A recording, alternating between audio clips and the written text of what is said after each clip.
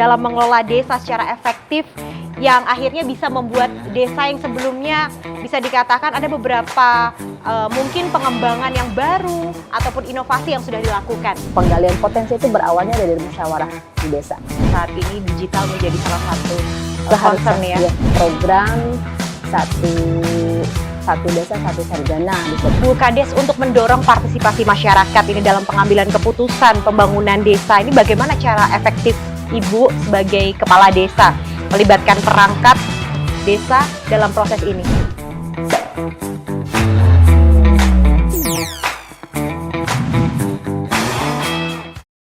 Hai teman desa, kembali berjumpa bersama saya Anissa Rizkyat tentunya di podcast Teras Desa, hanya di YouTube Teras Bersama. Dan kali ini kita akan membahas mengenai program P3PD, program penguatan pemerintahan dan pembangunan desa, yang kali ini adalah tema yang kita akan ulas lebih dalam lagi, membuat maju desa. Bersama seorang kepala desa begitu yang sudah hadir di tengah-tengah kita, yakni Ibu Tatu Roilah. Apa kabar Ibu? Alhamdulillah baik, Manisa. Sehat ya Ibu ya? Alhamdulillah. Wah, Ibu Roilah ini sebagai Kepala Desa Cipayung, Kabupaten Serang, Banten. Berbicara mengenai Desa Cipayung ini ya Bu ya, apa saja sih langkah-langkah yang sudah dilakukan Ibu Kades dalam mengelola desa secara efektif yang akhirnya bisa membuat desa yang sebelumnya bisa dikatakan ada beberapa mungkin pengembangan yang baru ataupun inovasi yang sudah dilakukan? Makasih atas waktunya Mbak Nisa. Berbicara potensi desa Cipayung, saat ini kita sedang konsen untuk mengoptimalisasikan pengelolaan keuangan desa. Alhamdulillah kemarin kita sudah mendapatkan pelatihan P3PD dari Kemendagri yang dirasa manfaatnya sangat luar biasa bagi desa. Kami berharap program ini berkelanjutan, akan terus dilaksanakan di tahun-tahun berikutnya dan semua desa akan merasakan manfaatnya. Penggalian potensi yang saat ini sudah dilaksanakan di Desa Cipayung yaitu adalah kita sudah mulai untuk mendigitalisasi semua kegiatan-kegiatan yang ada di Desa Cipayung.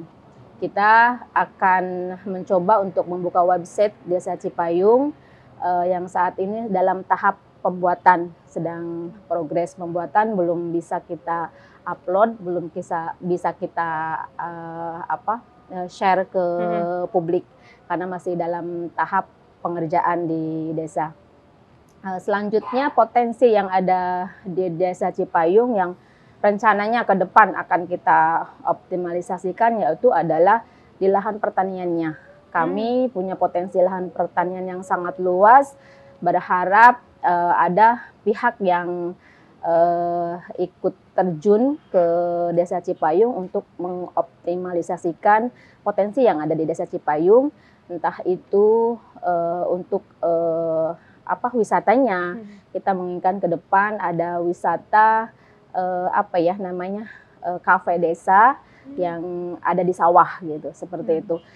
Kita sih pengennya ada studi tiru ya ke daerah-daerah yang sudah sukses untuk menjalankan program itu, kayak modelnya di teman-teman Kades yang ada di Jawa Tengah, teman-teman Kades yang ada di Garut gitu kan. Mereka itu sukses untuk mengoptimalkan potensi desanya melalui destinasi wisata kafe sawah yang ada di desa tersebut. Dan insya Allah Desa Cipayung juga menginginkan seperti itu Mbak gitu. Dengan adanya pelatihan P3PD kemarin yang dilaksanakan oleh Kemendagri, kita akhirnya melek ilmu bagaimana caranya mengoptimalkan potensi yang ada di desa gitu. Mulai melek ilmu untuk belajar tentang digitalisasi gitu. Mau tidak mau itu adalah suatu keharusan bagi desa untuk bisa ikut serta istilahnya mensukseskan program ini gitu. Karena ini sangat bermanfaat sekali gitu. Karena sekarang pun jual beli pun sudah dilakukan secara digital gitu. Jadi mau tidak mau desa harus mengikuti itu. Namun saat ini untuk transformasi digital sendiri, pelayanan yang sudah diberikan kepada masyarakat apa saja itu? Maksud Dari pelayanan digital yang sudah terimplementasi hingga saat ini? untuk saat ini kita masih dalam progres, Mbak Nisa. Untuk website desa masih dalam progres, belum bisa diakses oleh masyarakat gitu. Kedepannya kami berharap semua pelayanan masyarakat yang ada di desa itu semua sudah pakai digital, seperti pembuatan kartu keluarga, seperti dokumen-dokumen penting lainnya. Kami berharap ke depan sudah bisa diakses melalui program digitalisasi ini. Targetnya kapan itu, Bu, rencana? Paling cepat 2024 tahun depan, selambat-lambatnya 2025 saat masa jabatan saya nanti sudah berakhir, itu semua program sudah beres, sudah lancar. Berarti ini lagi on progress. Ya, sekarang on progress. Langkah Ibu sebagai kepala desa gitu dalam mengidentifikasi potensi yang dimiliki untuk pengembangan desa ini, bagaimana cara untuk menggerakkan pertumbuhannya? Pastinya kita mengadakan musyawarah ya dengan lembaga-lembaga di desa. Setiap tahun itu sudah menjadi agenda rutin kita untuk menyerap aspirasi dari masyarakat melalui BPD-nya, melalui RT RW, melalui lembaga dari kader-kader PKK-nya gitu. Jadi penggalian potensi itu berawal dari situ, Mbak. Jadi apa sih yang diinginkan oleh masyarakat? Sebisa mungkin kita dari pemerintah desa untuk merespon itu, merespon keinginan masyarakat gitu. Kalau memang masyarakat inginnya saat ini fokus pembangunan di jalan desa, kita fokus ke sana dulu gitu. Kalau memang saat ini masyarakat inginnya seperti kayak modelnya ada pemberdayaan untuk para perempuan, menjahit segala macam, kita akan fokus ke sana. Tidak terlepas juga dengan program-program pemerintah, baik itu dari pusat, kabupaten, ataupun pemerintah, kita harus sinergi. Jadi penggalian potensi itu berawalnya dari musyawarah di desa. Dari musyawarah itu, kemudian Bu Kades untuk merencanakan awalnya dan akhirnya melaksanakan program pembangunan desa ini seperti apa?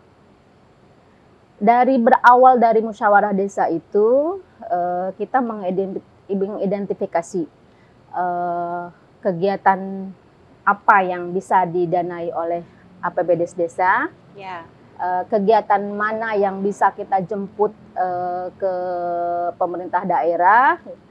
Jadi setelah pembahasan di sana, kita beserta dengan para perumus disertai oleh pendamping desa dan dari pihak kecamatan, kita akan mulai membuat RKPdes untuk dituangkan ke dalam APBDes seperti itu. Jadi kita akan ketahuan, oh ya, program ini bisa didanai oleh APBDes desa. Program ini kita akan jemput bola untuk minta anggaran dari pemerintah Kabupaten Serang, dan program yang selanjutnya anggarannya ada di provinsi ataupun di kementerian. Jadi seperti itu, Mbak. Nah, untuk memperkuat koordinasi dan komunikasi begitu antara kepala desa dan juga perangkat desa untuk menjalankan tugasnya, ini ada strategi yang dilakukan mungkin? Tidak ada strategi khusus sih, Pak. Intinya mah kita komunikasi aja. Komunikasinya lancar. Di setiap lembaga kita mengadakan grup WhatsApp ya. Jadi ada grup WhatsApp di tingkat aparatur desa, ada grup WhatsApp di tingkat RT RW, di kader ataupun di BPD, dan kita mempunyai wadah komunikasi dengan dinamakan forum desa gitu. Jadi di situ semua kumpul siapa saja para yang pemangku ada di kebijakan yang ada di desa, dari mulai kades, perangkat desa, BPD, RT RW, dan masyarakat, tokoh masyarakat yang memang bersentuhan langsung dengan semua kegiatan yang ada di desa. Seperti itu, kayak modelnya Babinsa, Pabim Kamtibmas, Bidan Desa, semua kumpul ada di grup itu. Jadi kita bisa komunikasi tidak terpaku dengan waktu gitu. Jadi 24 jam nonstop kita melayani desa. Seperti itu. Melalui forum yang dibuat ini ya. Nah, untuk meningkatkan keterampilan bagi perangkat desa dalam mengelola administrasi desa seperti administrasi keuangan misalnya, kemudian administrasi kependudukan dan juga dokumentasi, sejauh ini seperti apa? Selama ini pemerintah kabupaten juga kan konsen ya, Ya. konsen mengadakan pelatihan-pelatihan itu Mbak. Jadi kita setiap ada kegiatan atau undangan dari Kabupaten Serang ataupun dari Provinsi Banten, kita support selalu mengirimkan tenaga-tenaga perangkat-perangkat desa kita untuk mengikuti pelatihan. Kayak modelnya operator Sikudus ada, operator SIPD ada gitu. Jadi banyak aplikasi yang harus dikelola di desa, Mbak. Jadi sekarang pun dari Dinsos, Kemensos pun ada aplikasi Sik&Gi gitu. Jadi semua perangkat desa alhamdulillah sekarang sudah bekerja sesuai dengan tupoksinya. Jadi kaur umum menangani aset desa, ada aplikasinya gitu. Jadi kaur pelayanan juga seperti itu.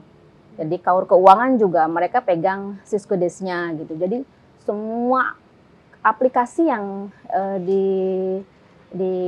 diberikan oleh pemerintah baik pusat maupun daerah, kita sudah kontinu ya sering mengadakan pelatihan dari tingkat kabupaten ataupun provinsi. Jadi berharapnya ke depan semua perangkat desa itu akuntabilitasnya sudah teruji gitu. Ya. Jadi mereka bekerja sesuai dengan tupoksinya masing-masing. Jadi tidak seperti tukang cukur yang semua mengerjakan aplikasi gitu.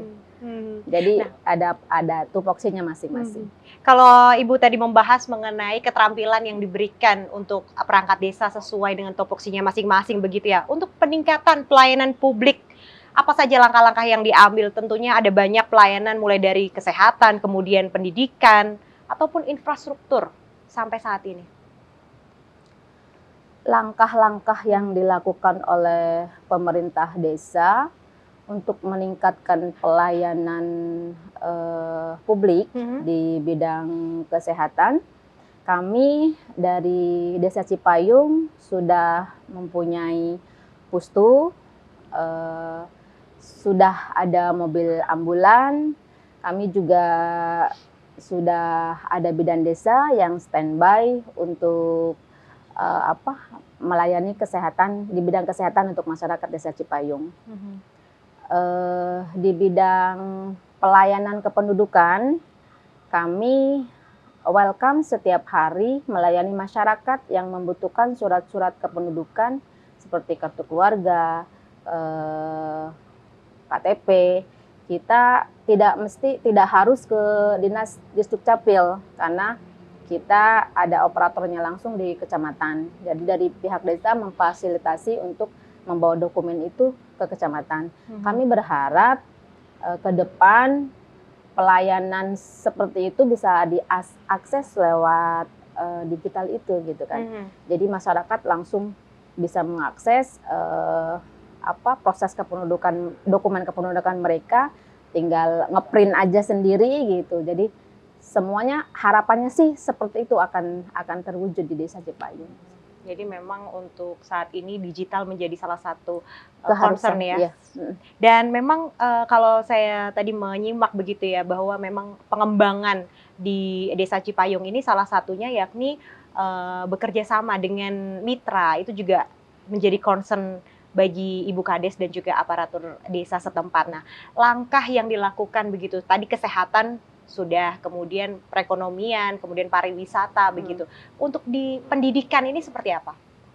Di pendidikan, alhamdulillah sarana pendidikan di Desa Cipayung itu sudah ada PAUD, sudah ada TK, sudah ada SD, Madrasah Ibtidaiyah juga ada, SMP ada, MTS ada, SMK ada. Yang belum ada tuh perguruan tinggi di sana. Ya, insya Allah ke depan kita juga sudah ada obrolan nih dengan perguruan tinggi yang ada di Serang. Kita ingin mengadakan belajar tatap muka di Desa Cipayung. Jadi kami berharap di Desa Cipayung ada program satu desa satu sarjana di setiap tahunnya. Satu desa satu sarjana yang dibiayai oleh APBDes desa. Gitu. Yang dibiayai APBDes desa. Nah, itu menjadi salah satu misi ke depan ya, Bu. Nah, kalau untuk saat ini lahan yang dimiliki oleh Desa Cipayung sendiri apakah sudah dioptimalkan begitu? Lahan pertanian di sana alhamdulillah sudah 90% dioptimalkan karena kita di Desa Cipayung itu memiliki sistem pengairan irigasi. Kita punya situ Telaga Wangsa, punya DI Telaga Wangsa yang mengairi kurang lebih 6.000 hektar ya sawah di sana. Jadi untuk optimalisasi lahan pertanian, alhamdulillah untuk tanaman yang di sana itu komoditasnya padi dan palawija itu udah kami ini udah optimal ya Mbak ya. Cuman yang belum kita optimalkan ini lahan perkebunan. Banyak lahan tidur di sana yang belum optimal, yang belum ya dibiarkan terbengkalai oleh pemiliknya.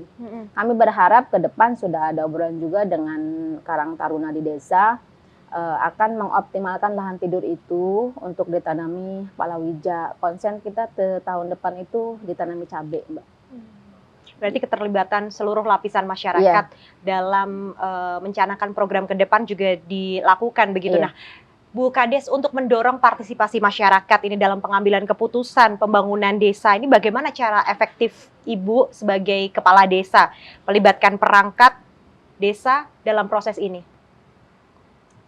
Prosesnya kita ajak musyawarah ya, semua stakeholder pemangku kebijakan yang ada di Desa Cipayung, baik itu tokoh masyarakatnya, LKD-nya, BPD-nya, terus kader PKK, kader Posyandu, terus tokoh perempuannya, tokoh agamanya. Kita dari ada bidan desa, Babin Kamtibmas, terus Babinsa. Kita ajak terlibat semuanya di dalam musyawarah desa untuk menginventarisir apa sih yang jadi kebutuhan saat ini di desa. Jadi program prioritas apa yang harus kita laksanakan untuk anggaran tahun kedepannya di Desa Cipayung. Jadi ya musyawarah itu aja Mbak, dari mulai kita musyawarah di tingkat RT RW, nanti dibawa ke tingkat desa dan semua asas musyawarah untuk mencapai mufakat itu kita kedepankan di desa. Berarti memang dia melibatkan semuanya, termasuk dari PKK, kemudian dari seluruh sektor masyarakat lah ya. Nah, untuk mendorong kewirausahaan di kalangan masyarakat desa dan menciptakan peluang kerja yang berkelanjutan, apakah sudah dilakukan sejauh ini? Belum. Di Desa Cipayung masih berjalan dengan sendiri-sendiri gitu. Belum ada satu wadah khusus yang memfasilitasi para pelaku usaha di Desa Cipayung untuk untuk mengoptimalkan potensi yang ada di Desa Cipayung. Jadi masing-masing aja. Kita cuman sekedar saat ada pameran di kecamatan, saat ada pameran di kabupaten gitu, sekedar memberikan informasi kepada masyarakat gitu, untuk bisa mendisplay produk-produk UMKM yang dimiliki yang ada di Desa Cipayung untuk bisa keluar gitu. Jadi masyarakat luar tahu di Desa Cipayung itu ada produk apa aja. Tapi untuk keterampilan berwirausaha ini apakah sudah dilakukan pelatihan? Sampai saat ini belum pernah. Oh, malah justru belum pernah di situ belum pernah dilakukan pelatihan untuk kewirausahaan karena semenjak saya menjabat itu masyarakat lebih konsen ke pembangunan infrastrukturnya. Kayak modelnya mereka pengen punya jembatan gitu, karena mereka pengen punya jalan yang layak mereka pakai gitu. Saat ini pun masih konsentrasi di infrastruktur pembuatan jalan, karena kita punya PR di Desa Cipayung itu ada jalan usaha pertanian sekitar sepanjang 3 kilo lagi yang belum kita sentuh gitu. Jadi saat ini masyarakat itu konsepnya, Bu, pengen tuntas dulu gitu.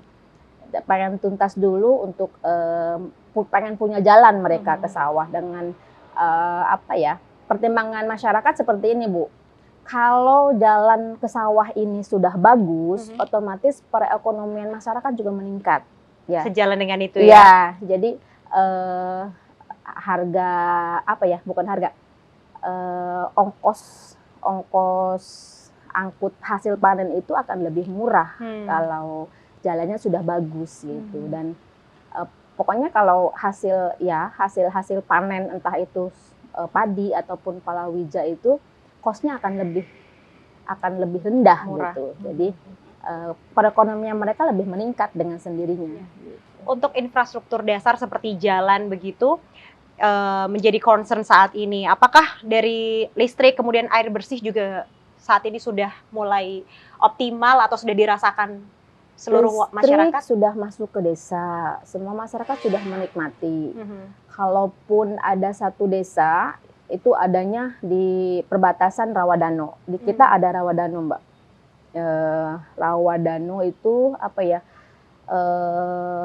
mungkin dibilang keajaiban dunia ke-8 ya, karena rawa yang ada di atas pegunungan gitu. Itu memang adanya di Kabupaten Serang. Jadi masyarakat yang ada di daerah pinggir Rawadano itu kita tidak bisa ngejangkau nih dari Desa Cipayung karena tidak memungkinkan untuk pasang tiang listrik itu sepanjang itu gitu kan. Kita inisiatifnya ngambil ke desa sebelah, makanya kita adakan komunikasi dengan desa tetangga. Kebetulan desanya Desa Batu Kuwung, kita komunikasi dengan desa agar bisa menyalurkan listriknya ke desa kami yang ada yang terpencil banget gitu. Jadi alhamdulillah listrik di Desa Cipayung semuanya sudah menikmati. Air bersih pun sudah menikmati semua karena kita dapat program Pamsimas juga dari pemerintah di tahun 2014 yang lalu sama di kemarin di 2022 kalau tidak salah dapat program Pamsimas. Mungkin terakhir ya Bu ya, pertanyaan dari saya ini harapan untuk Desa Cipayung, Serang, Banten bisa disampaikan. Harapan untuk Desa Cipayung untuk kedepannya lebih maju, lebih melek digitalisasi, masyarakatnya lebih welcome dan lebih mendorong mensupport semua kegiatan yang ada di Desa Cipayung agar keinginan pemerintah terlaksana. Dengan adanya program Batigatode ini, pengelolaan keuangan di desa juga lebih efisien, lebih efektif, dan sinergitas kelembagaan juga lebih terjalin kerjasamanya agar sistem akuntabilitas pemerintah desa lebih bisa meningkatkan daya belanja di desanya lebih bagus gitu. Dan tentunya itu nantinya akan bisa menggerakkan perekonomian dari Desa Cipayung. Baik, Ibu terima kasih banyak pada kesempatan kali ini sudah ingin berbincang begitu bersama teman desa di sini tentunya di podcast Teras Desa. Dan tentunya ini tadi kita membahas banyak sekali ya bahwa potensi yang dimiliki oleh Desa Cipayung yang awalnya ada banyak lahan tidur dan sekarang sedang progres. Dan nantinya juga harapannya menjadi desa yang maju, mandiri, dan sejahtera ya Bu ya. Amin, amin ya Rabbal Alamin. Ya itulah tadi perbincangan saya bersama Ibu Kepala Desa Cipayung, Serang, Banten. Dan berakhir pula podcast Teras Desa pada episode kali ini tentunya membahas program P3PD, Program Penguatan Pemerintahan dan Pembangunan Desa. Saya Anissa Rizkia dan segenap kru yang bertugas pamit undur diri. Terima kasih atas kebersamaan Anda. Sampai jumpa.